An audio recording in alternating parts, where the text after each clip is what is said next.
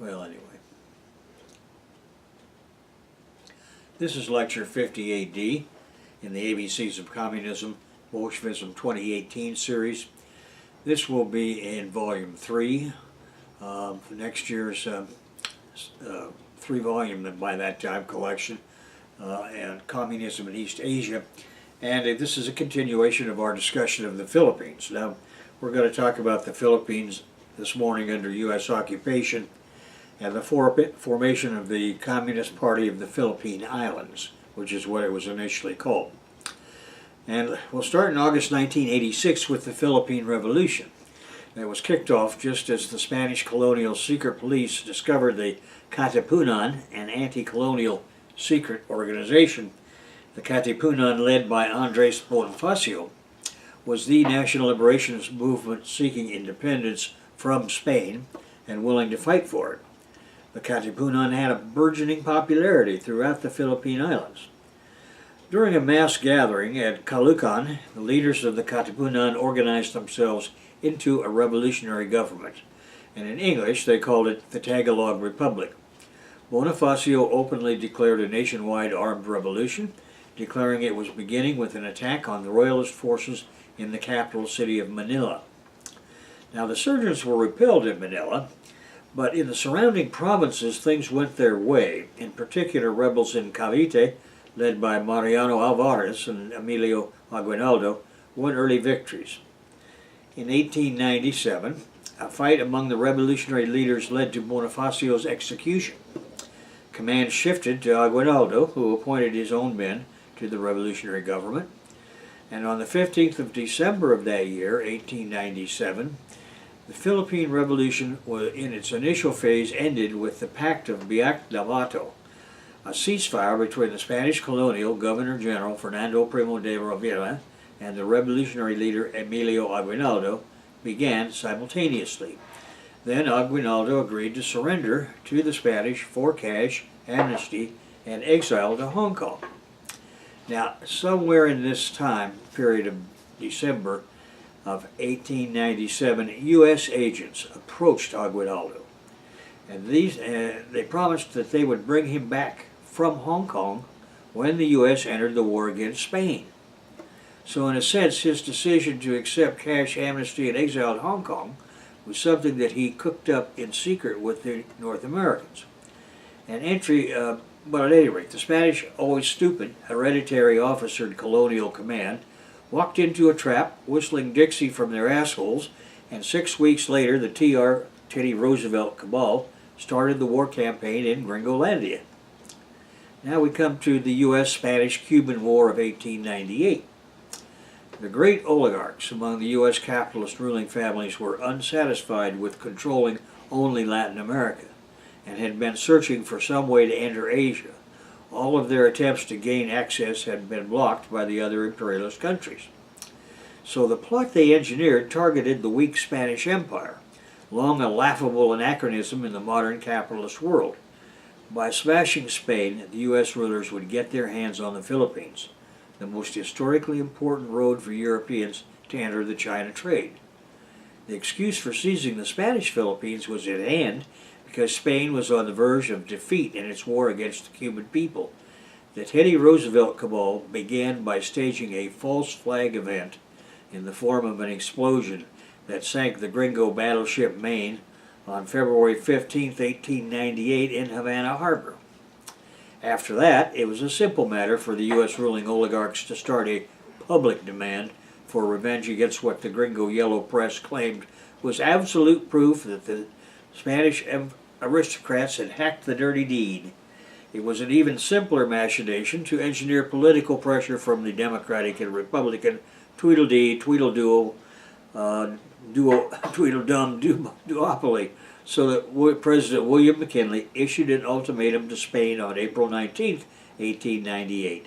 Spanish leaders were as incompetent then as they had been since 1588, and they declared war on Gringolandia. The U.S. followed suit on April 25, 1898, with its own declaration of war on the Spanish monarchy.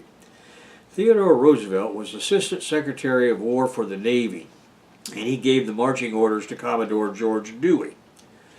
Dewey had graduated from the Naval Academy in 1857 and had been commissioned as a lieutenant in 1861, and accordingly he fought throughout the U.S. Civil War and under Admiral Farragut whipped the Slavocrats during the Battle of New Orleans, enforcing the Federal Atlantic blockade. Winning against an enemy in New Orleans had been a guaranteed stepping stone to high office ever since Andy Jackson whipped the Redcoats there in the War of 1812. So from 1871 until 1896, Dewey climbed the Navy professional ladder, making friends in the Roosevelt War Party. In 1897, Dewey was named commander of the Asiatic Squadron. Instrumental in that appointment was Theodore Roosevelt. Dewey was one of Teddy's favorite war hawks and chomping at the bit to finish his career as the hero of the new century. As commander of the Asiatic Squadron of the U.S. Navy, he was the perfect man in the right place. Dewey ignored China's neutrality, shades of what was to come, and took on coal for his fleet in Hong Kong's Mears Bay. There he took on as much coal as his ships could carry, and while loading more ammunition from the Honolulu-based USS Baltimore. On 27 April 1898, Dewey's squadron departed China for the Philippines, arriving on 30 April 1898 in Manila Bay in the evening. On May 1, 1898, the first battle of the USA-Spanish War took place in the Philippines. In a matter of hours, Commodore Dewey's Asiatic Squadron defeated the Spanish squadron under Admiral Patricio Montojo. The U.S. squadron took control of the arsenal and Navy yards at Cavite. Dewey cabled Washington stating that although he controlled Manila Bay, he needed 5,000 additional men to seize Manila itself. It was not just Spain that the U.S. had to defeat, but also the indigenous National Liberation Forces that were fighting Spain exactly as their counterparts had been fighting Spain in Cuba. Now, the unexpected rapidity and completeness of Dewey's victory in the first engagement of the war prompted the President McKinley and his administration to go all the way. McKinley ordered the War Department to capture Manila from the Spanish and from the National Liberation Front. The U.S. Army began to assemble the 8th Army Corps of nearly 11,000 soldiers under the command of Major General Wesley Merritt for deployment to the Philippines. Now, while awaiting the arrival of troops from the 8th Corps, Dewey dispatched the cutter USRC McCulloch to Hong Kong to transport Aguinaldo back to the Philippines. Aguinaldo arrived on the 19th of May, 1898, and after a brief meeting with Dewey, resumed revolutionary activities against the Spanish. On 24 May, 1898, Aguinaldo issued a proclamation assuming command of all Philippine forces in a military junta government with him boss. He would resign in favor of an elected president somewhere down the road, he said. Now, public jubilation marked Aguinaldo's return. The Philippine Revolution against Spain resumed. Many Filipino enlisted men deserted local Spanish army units to join Aguinaldo's command, as did entire cities such as Ibus, Bacoor, Paranaque, Las Piñas, Morong, Macabebe, and San Fernando. Entire provinces then defected or were liberated by Filipino National Liberation units. Most important were Laguna, Batangas, Bulacan, Nueva Ecija, Batan, Quezon, and the Camarines. Joint U.S. and Filipino action secured the port of Dalhican in Cavite. On June 30th, 1898, the first contingent of new U.S. troops arrived under Brigadier General Thomas MacArthur Anderson, commander of the 8th Corps 2nd Division. General Anderson wrote to Aguinaldo requesting his cooperation in military operations against the Spanish forces. Aguinaldo responded, thanking General Anderson for his amicable sentiments, but saying nothing about military cooperation. General Anderson did not renew the request. It was clear that Aguinaldo intended on getting as much from the gringos as he could. Now, during June 1898, U.S. and Filipino forces had taken control of most of the island, except for the walled city of Intramuros. Admiral Dewey and General Merritt were able to arrange a bloodless solution with Acting Governor General Fermin Audenes. The negotiating parties made a secret agreement to stage a mock battle in which the Spanish forces would be defeated by the U.S. forces, but the Filipino forces would not be allowed to enter the city. This plan minimized the risk of unnecessary casualties on all sides, while the Spanish would also avoid the shame of possibly having to surrender intramuros to the Filipino forces. On the eve of the mock battle, General Anderson telegraphed Aguinaldo, quote, "Do not let your troops enter Manila without the permission of the U.S. commander. On this side of the Pasig River, you will be under fire," unquote. Now, on the 12th of June, 1898, Aguinaldo proclaimed the independence of the Philippines at his house in Cavite, El Viejo. Ambrosio Rianzares Bautista wrote the Philippine Declaration of Independence and read this document in Spanish that day at Aguinaldo's house on 18th of June. Now, Aguinaldo issued a decree formally establishing his dictatorial government, and on June 23rd, Aguinaldo issued another decree, this time replacing the dictatorial government with the revolutionary government and naming himself as president. On 24 July of 1898, Aguinaldo wrote a letter to General Anderson, in effect warning him not to disembark U.S. troops in places conquered by the Filipinos from the Spaniards without first communicating in writing to the places to be occupied and the object of the occupation.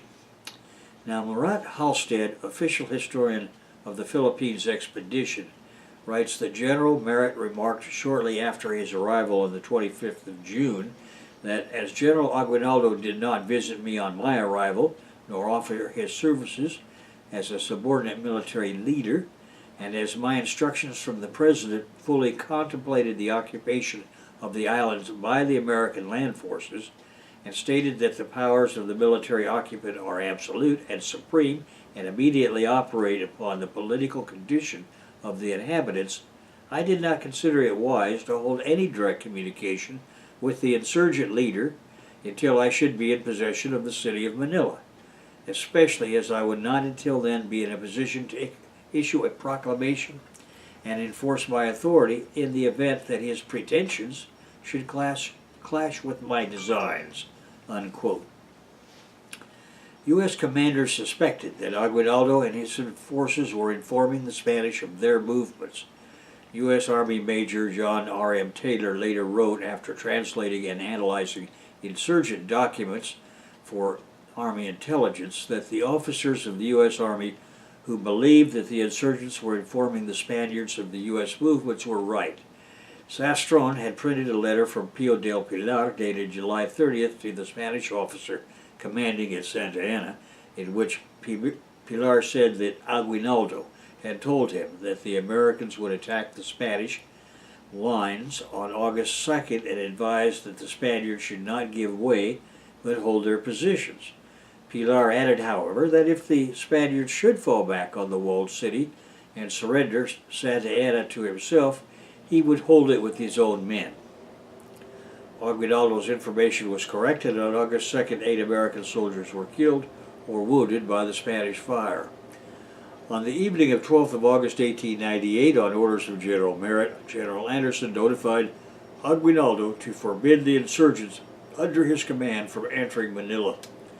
And the next day, on August 13th of 1898, claiming they were unaware of the peace protocol signing, U.S. forces assaulted and captured the Spanish positions in Manila. Insurgents made an independent attack of their own, as planned, which promptly led to trouble with the North Americans. At 0800 that morning, Aguinaldo received a telegram from General Anderson, sternly warning him not to let his troops enter Manila without the consent of the American commander, who was situated on the south side of the Pasig River. General Anderson's request was ignored, and Aguinaldo's forces crowded forward alongside the U.S. forces until they directly confronted the Spanish troops. Now, although the Spanish were waving a flag of truce, the insurgents fired on the Spanish forces, provoking return fire, and 19 more American soldiers were killed and 103 more wounded in this action.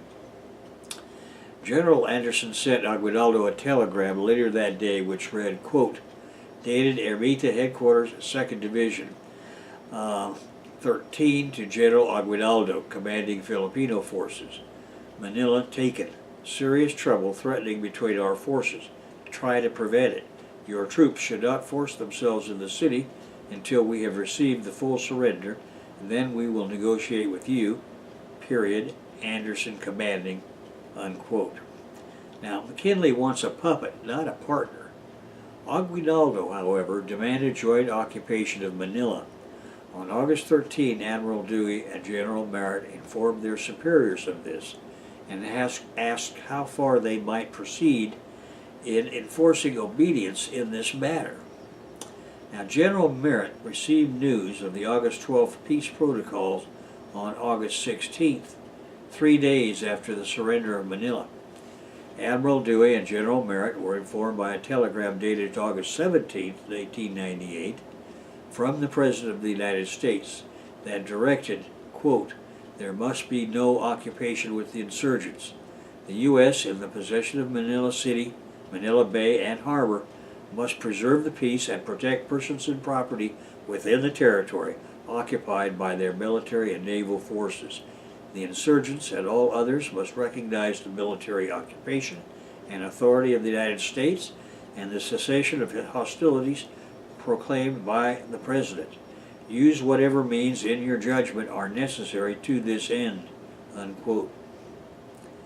Insurgent forces were said to be looting the portions of the city that they occupied and were not confining their attacks to Spaniards, but were assaulting their own people and raiding the property of foreigners as well. This was the narrative U.S. commanders pressed, and Aguinaldo was told to withdraw his forces from Manila. Negotiations proceeded slowly.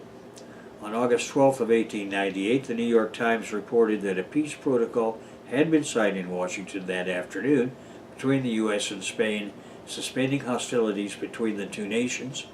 And 3 months later, a secret protocol of that peace was published as Article 3, and it read, quote, the U.S. will occupy and hold the city, bay, and harbor of Manila, pending the conclusion of a treaty of peace, which shall determine the control, disposition, and government of the Philippines, unquote. After conclusion of this agreement, U.S. President McKinley proclaimed a suspension of hostilities with Spain. The next day, on the 13th of August 1898, with Gringo commanders unaware that a ceasefire had already been signed between Spain and the U.S. on the previous day, U.S. forces captured the city of Manila from the Spanish in the Battle of Manila.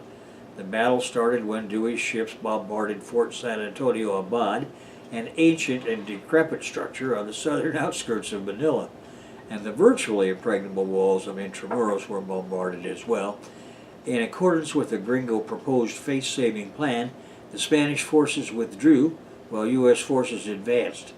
Once a sufficient show of battle had been made, Dewey hoisted the signal flag, DWHB, Do You Surrender? The Spanish command hoisted the white flag, and Manila was surrendered to U.S. forces. On August 31, 1898, General Elwell Otis, Merritt's adjutant, wrote Aguinaldo, quote, I am compelled by my instructions to direct you that your armed forces evacuate the entire city of Manila, including its suburbs and defenses. I shall be obliged to take action with that end in view within a very short space of time should you decline to comply with my government's demands. I hereby serve notice on you that unless your troops are withdrawn beyond the line of the city's defenses before Thursday the 15th instant, I shall be obliged to resort to forcible action, and that my government will hold you responsible for any unfortunate consequences which may ensue, unquote. After further negotiation and exchanges of letters, Aguinaldo wrote on September 16th, quote, on the evening of the 15th, the armed insurgent organizations withdrew from the city and all of its suburbs, unquote. This battle marked the end of the Filipino-American collaboration, as the U.S. action in preventing Filipino forces from entering the captured city of Manila was deeply resented by the Filipinos. This immediately led to the Philippine-USA War that would prove to be more deadly and costly than the U.S.-Spanish-Cuban War. Now, for the moment, let's talk about capitalism in the Philippines. After 1765, a germinal modern industrial proletariat emerged in the otherwise feudal colonial Philippines under the Spanish monarchy. After the emergence of the same phenomenon in Europe, the Spanish aristocrats and nobility had wanted to be sure that the same thing did not happen in Iberia, so they forced would-be capitalists in Spain to emigrate to the New World and to the Philippines. Now, in the Philippines, the machines for modern industry and commerce were imported. Proletarianized workers labored in the railroad industries, shipyards, communications, power generation, construction, warehouses, printing, tobacco processing, brewery, cordage, sugar refining, and the leather processing industries.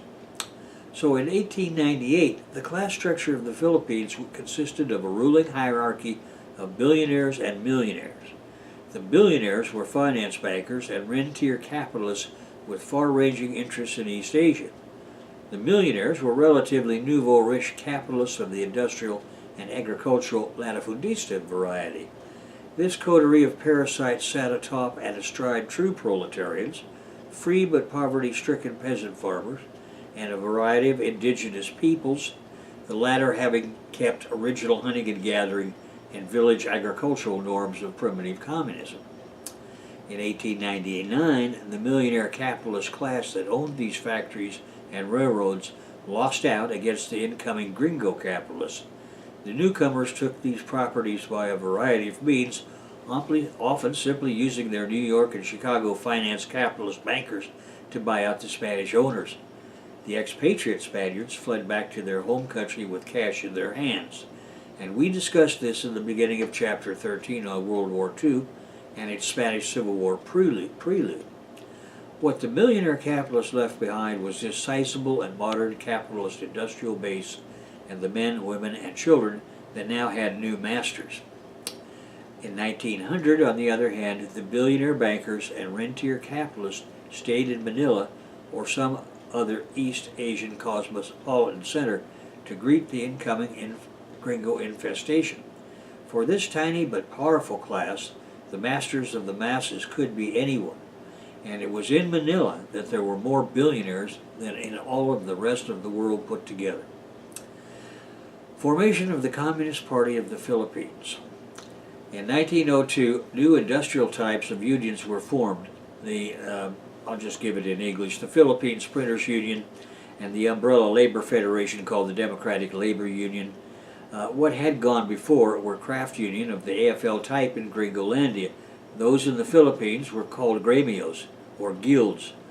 Of these you have become well aware in our study of European and Latin American trade unionism, and were everywhere the most common way of self-defense of artisans and wage earners since 1765.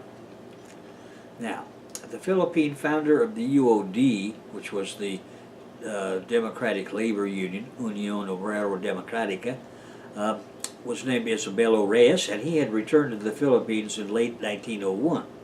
He had been imprisoned in Barcelona in 1897 for anti-colonial activities. The Spanish crown wanted as much anti-U.S. imperialist help as it could get, and the next year he was released, but by 1901 the war was over. Reyes returned to the Philippines while the Caps were leaving for Spain. When he came back, he had become knowledgeable about the various social and political movements in Europe, and most importantly, the work of Karl Marx. He considered the formation of the trade union movement as the way to build the nationalist movement against the new U.S. colonial power over his homeland. So now we come to the Philippines-USA War of 1899 to 1902. Now this Philippines-USA War was a continuation of the Filipino revolutionary struggle for independence that had begun in 1896. The fighting between the First Philippine Republic and the U.S. lasted from February 1899 to July 2, 1902. The war and U.S. occupation changed the cultural landscape of the islands. The Philippines people suffered 250,000 civilians dead. The papists were sent packing as far as being the state religion.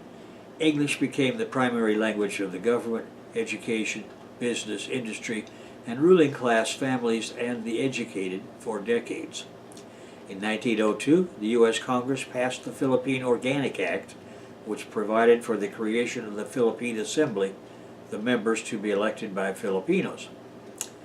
Now, the U.S. colonial regime.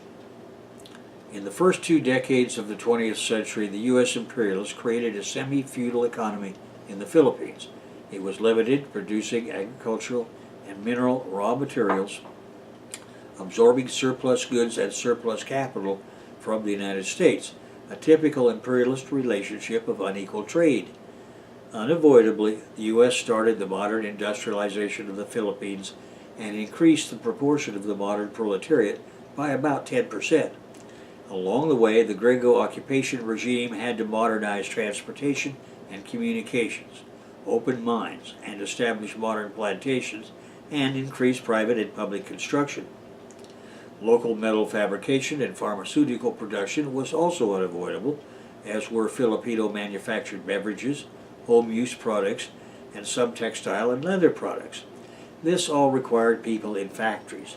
Along with modernized farming, the proportion of the population involved in farming was reduced by 15%. The small farmer decrease meant an increase of the working class and urban petty bourgeoisie. In 1916, as the U.S. prepared to enter World War I, its leaders wanted to do so with clean hands, that is, clean of imperialist motive, as the world already knew was the reason behind the European capitalists having started the World War.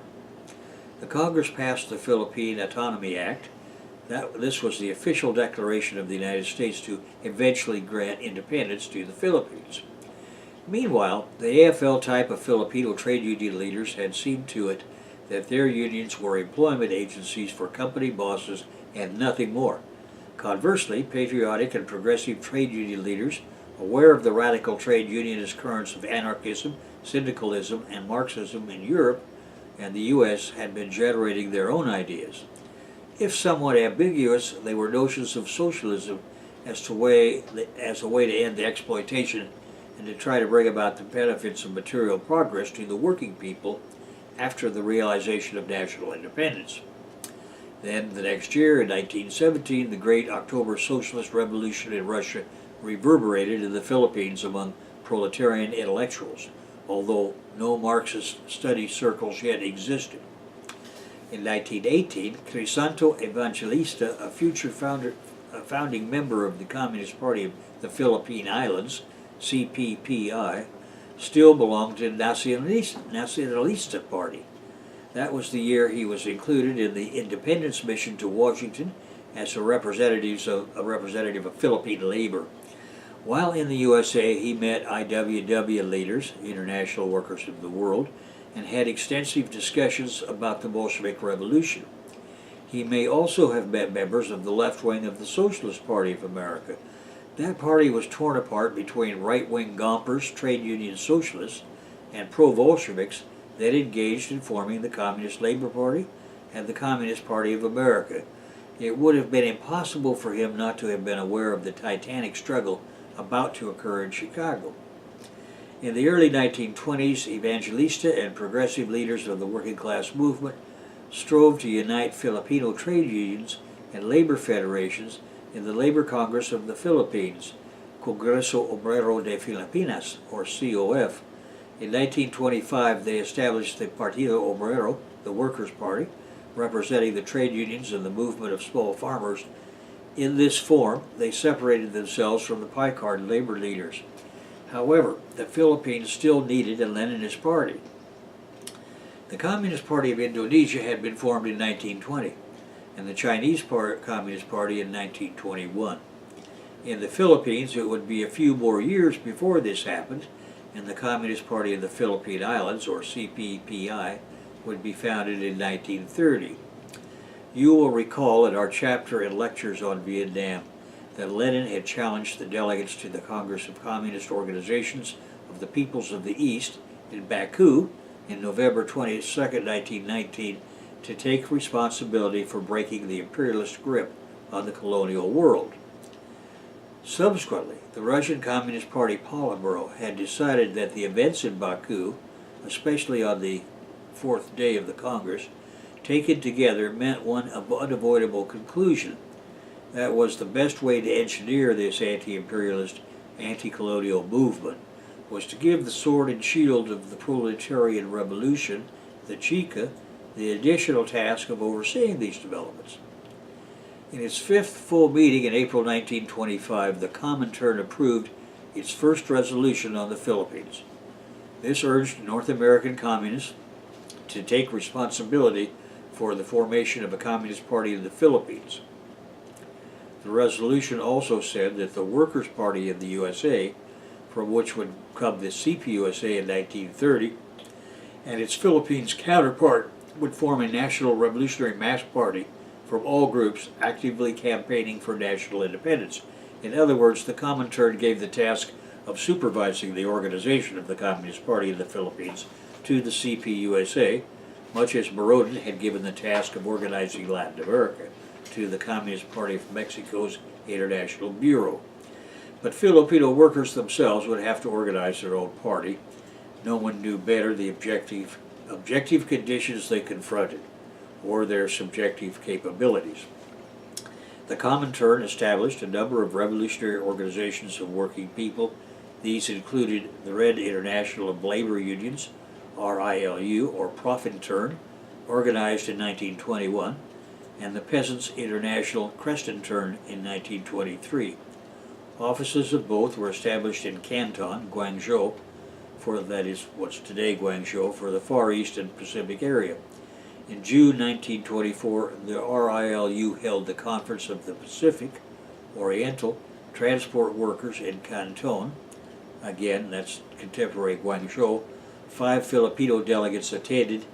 The U.S. Communist Alfred Wagenknecht, a.k.a. William Elliott, a.k.a. Matthias Girunas, brought the invitation to the Philippines. Along the way, he surveyed Filipino labor organizations and arranged a trip for some union leaders along with the Filipino Reds as delegates.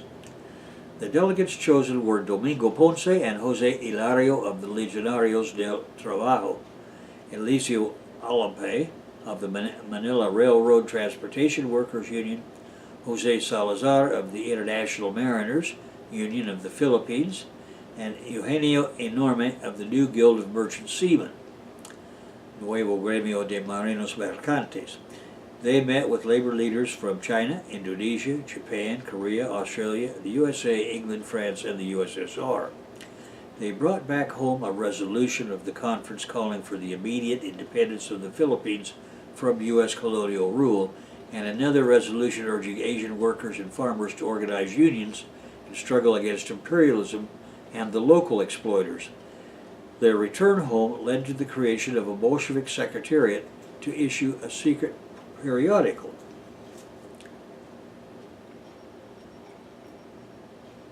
The communication and publications of Comintern organizations and consultations with visiting Chinese, Indonesian, and U.S. communists stimulated a leftward trend in the Philippine labor movement. The overall context of worsening social conditions helped Filipino Reds generate an upsurge of anti-imperialist and class struggles. In 1924, the Filipino Labor Congress, Congreso Obrero de Filipinas, COF, elected Francisco Varona as president and Crisanto Evangelista as secretary. In 1925, Evangelista became the secretary of the COF-based Labor Party, Partido Obrero, that adopted a position of waging anti-imperialist and class struggle, but still seeking to reform the existing social system and peacefully demanding independence. This was not yet a Marxist-Leninist position. So from 1924 to 1928, cadres of the CPS USA, known up to 1925 as the Workers' Party of America, and then as the Workers' Communist Party, who were linked to the China-based RILU, Pan-Pacific branch, visited the Philippines and met with Filipino labor leaders. They included Harrison George, who represented the Union of the U.S. Railroad Workers, and Earl Browder, before he became secretary of the Pan-Pacific Trade Union Secretariat, PPTUS, and eventual chief of the CPUSA. They represented the CPUSA-led U.S. Trade Union Educational League, TUEL, T-U-E-L, in the RILU's Pan-Pacific branch, located at different times in Canton, Hankow, and Shanghai. In late May 1927, Pan-Pacific Trade Union Conference was held in Hankow by the RILU. Invitations were sent to Philippine trade unions and labor federations. The previous month's fascist coup of the Shanghai Green Gang and their number one agent, Chiang Kai-shek, made it impossible for the Philippine delegation to attend. Nevertheless, a permanent Pan-Pacific Trade Union Secretariat, PPTUS, was established anyway on behalf of U.S. workers. Harrison George had pushed a resolution expressing solidarity with the workers and peasants in the Philippines and support for their struggle for national freedom and emancipation from exploitation. In its 15th convention on June 30th to July 1st, 1927, the Filipino Labor Congress, Congreso Obrero de Filipinas, declared its adherence to the PPTUS and pledged efforts toward the realization of the program adopted in the Hankow Conference. The COF and the KPMP, or National Federation of Peasants of the Philippines, affiliated with the PPTUS. The KPMP also started to communicate with the Peasants International, or Crescentern. On October 1927, Harrison George recommended that the Comintern invite 6 Filipinos every year to study in Moscow at the Communist University of the Toilers of the East. In March 1928, the RILU invited Crisanto Evangelista and Cyril Bognot of the COF to attend the 4th Congress of the RILU in Moscow. At the same time, the Peasant International also invited Jacinto Manahan of the KPMP to attend its conference, and they passed through Shanghai in February to consult with Earl Browder and other PPTUS cadres. Evangelista and Monahan stayed for 3 months in Moscow. They had lengthy discussions with the political secretariat of the Comintern on the question of organizing the vanguard working class party in the Philippines. The Comintern wanted an affiliated party in the Philippines. On the 20th of April, 1928, the Secretariat adopted a resolution called The Main Tasks of the Communists of the Philippines. It declared, quote, the primary and necessary conditions for the establishment of a Communist Party is the formation of an initiating communist group that has educated itself in the revolutionary spirit of Marxism-Leninism, a group that has studied the principal lessons of the experiences of the international communist movement, one that has learned how to apply that experience to the particular conditions of the working class movement in the Philippines, a communist center that can undertake to transform gradually the Labor Party, Partido Obrero, into a party of the masses, making it an effective communist party, unquote. At that meeting, Evangelista proposed the sending of Filipino workers to study in Moscow. He visited the Communist University of the Toilers of the East and talked with its director and educational coordinators of the Profintern and Crescentern. Upon his return to the Philippines, Evangelista arranged for 3 young workers to study in Moscow.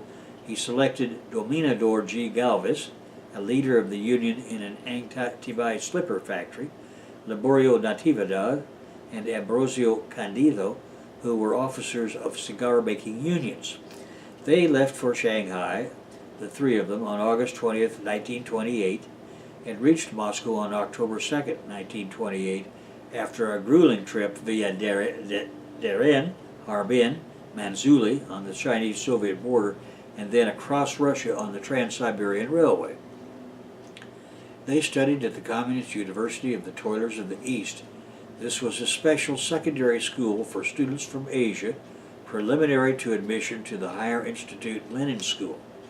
The schoolmates of the Filipinos were from China, Indochina, Mongolia, Korea, India, Indonesia, and the autonomous Soviet Asian republics in the Caucasus and Siberia.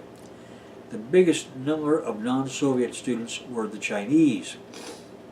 The subjects in the university included dialectical and historical materialism, political economy, world history, history of the labor movement, natural sciences, physics, and mathematics.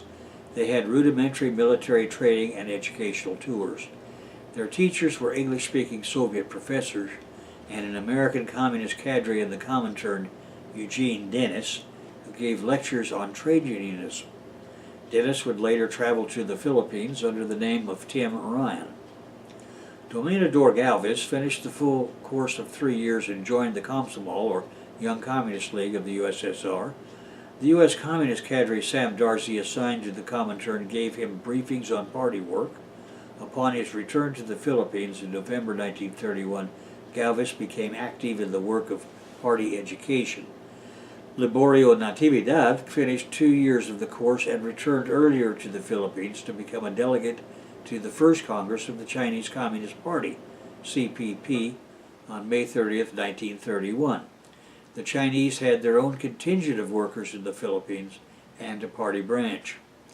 In June 1929, 2 more Filipino workers were sent to Moscow to study at the Communist University of the Toilers of the East. They were Emilio Maclung, a peasant organizer of the KPMP, and Pascual Bombao from the Katipunan from the KAP, the Proletarian Labor Congress of the Philippines. The former finished the 3-year course and stayed on for 1 more year to translate texts and documents into the Philippine national language. Upon return to the Philippines in 1933, he would be chosen as the head of the second line of leadership. He became the underground secretary of the CPP as soon as open leaders of the CPP were imprisoned and banished by the U.S. occupation regime. U.S. communist cadres were the most helpful to the Philippine cadres in the formation of the CPPI, the Communist Party of the Philippine Islands. The Chinese were helpful, having their own labor and youth organizations in the Philippines. The Philippine branch of the Chinese Communist Party, CCP, was established in the early 1920s, much ahead of the establishment of the Communist Party of the Philippine Islands, CPPI. A man known as Comrade C, who led the previously mentioned branch, was a longtime close comrade of Crisanto Evangelista in the trade union movement. The Young Communist League of the CCP was formed in 1926, known as the, I'll just give it in English, Overseas Chinese Communist Union, or OCCU. In October 1929, the Chinese Communist Party and the Young Communist League decided that the Chinese Communists should assist the efforts of the Partido Obrero in forming the Communist Party of the Philippine Islands, PCCI. The Chinese Communists organized the Philippine Chinese Labor Federation, PCLF. The PCLF had close ties with the COF and the Partido Obrero. At the same time, the contacts of the PCLF with the Profintern were channeled through the leadership of the Partido Obrero. When the PPTUS transferred from China to Vladivostok because of Chiang's fascist coup, the PCLF continued to receive Chinese language publications through Partido Obrero. Then in 1930, the OCCU was led by Ko Seng Liat, who together with 2 other Chinese comrades, Ko Keng Seng and Sun Ping, became members of the First Central Committee of the CPPI, Communist Party of the Philippine Islands. The establishment of the CPPI occurred with the great capitalist depression that engulfed their world system. In the Philippines, the economic and social conditions for the people deteriorated rapidly, and the toiling masses of workers and peasants were restive. Worker strikes and peasant uprisings spread.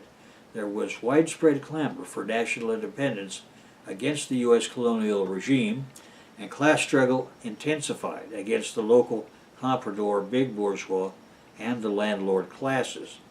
The objective conditions had been ripe for establishing the CPPI, and so it came to pass that 27 of the 35 labor federations and associations in the COF broke away to form the Proletarian Labor Congress of the Philippines, the KAP.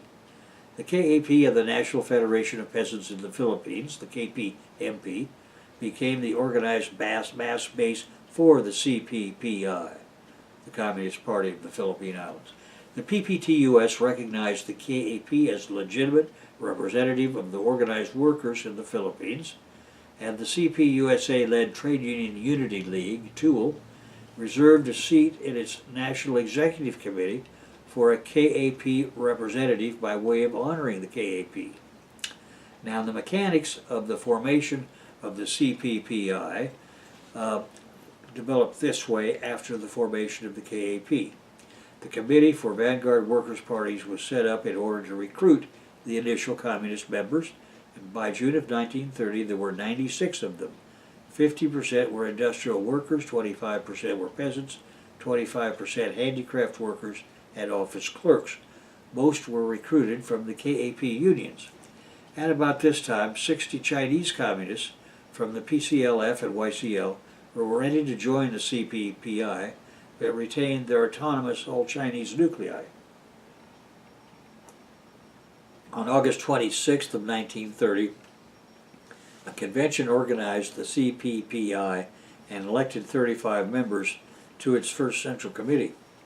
Its political bureau was composed of Crisanto Evangelista, Antonio D. Ora, Jacinto G. Manahan, Juan N. Felio, Felix Caguin Urbano Arcega, and the Chinese Comrade C.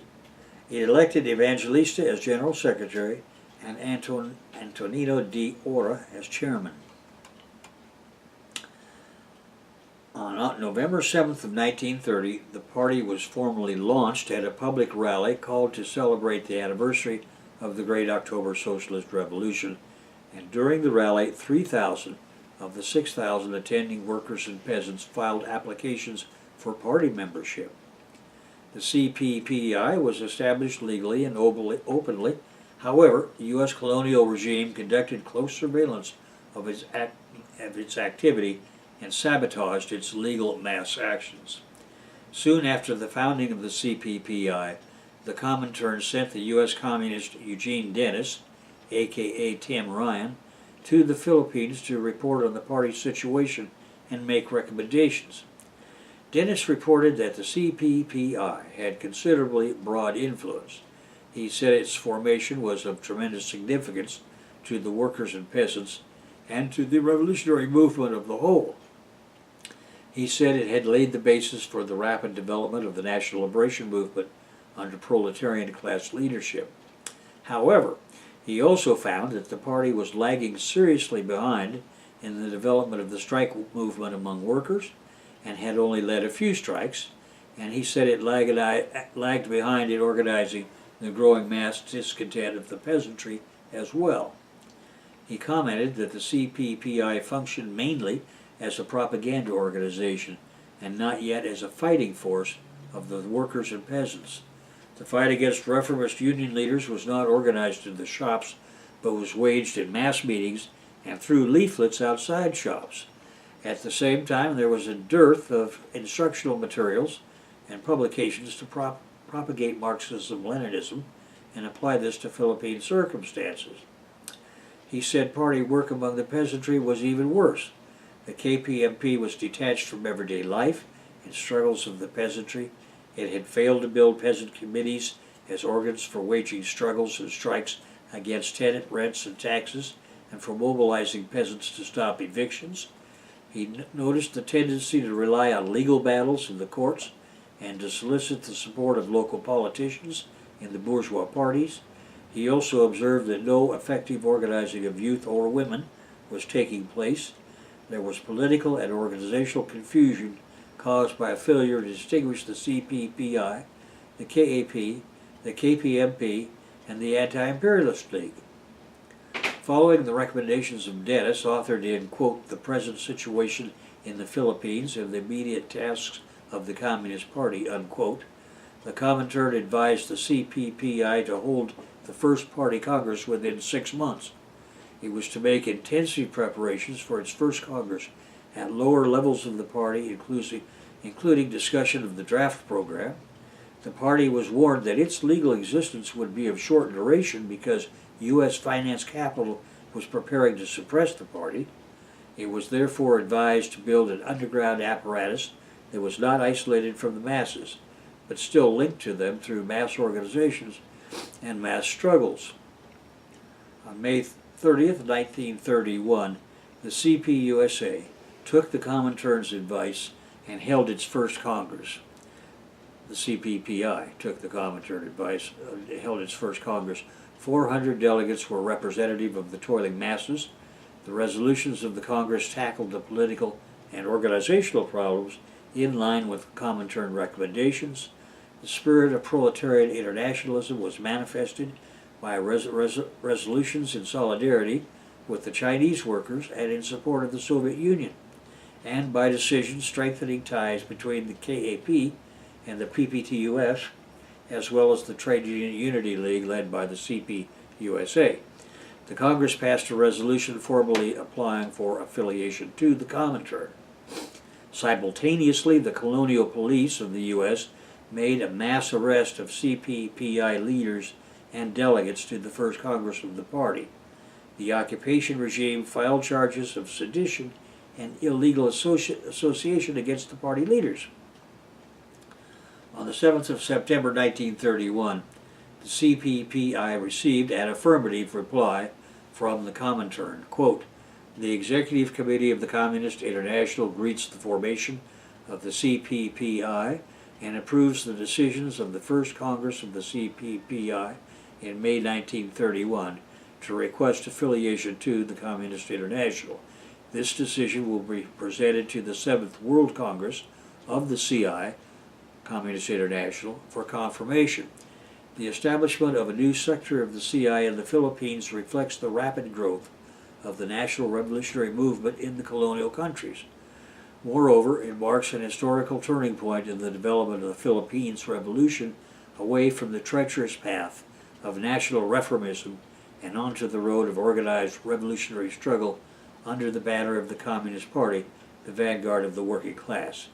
It indicates the developing revolutionary upsurge of the Philippines and the political awakening of the Filipino proletariat and peasant masses.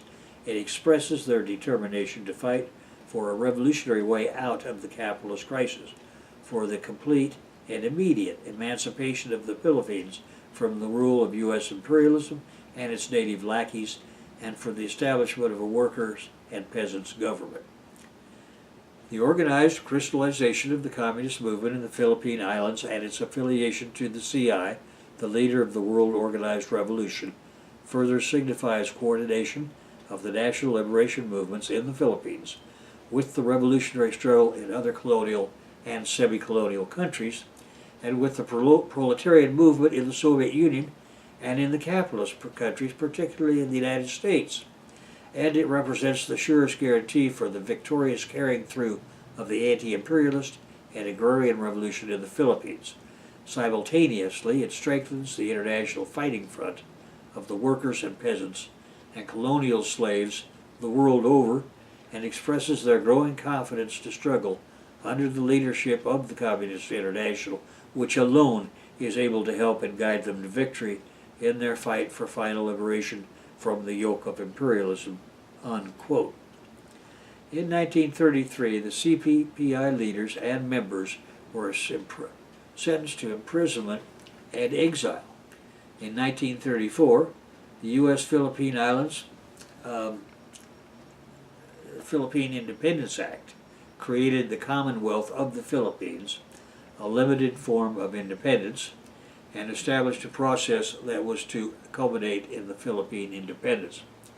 And with this, I'm going to conclude our lecture on the formation of the Communist Party of the Philippines, which in its initial phase was called the Communist Party of the Philippine Islands, and its role as part of the Comintern and its role vis-a-vis the U.S. occupation regime that had replaced the Spanish government there.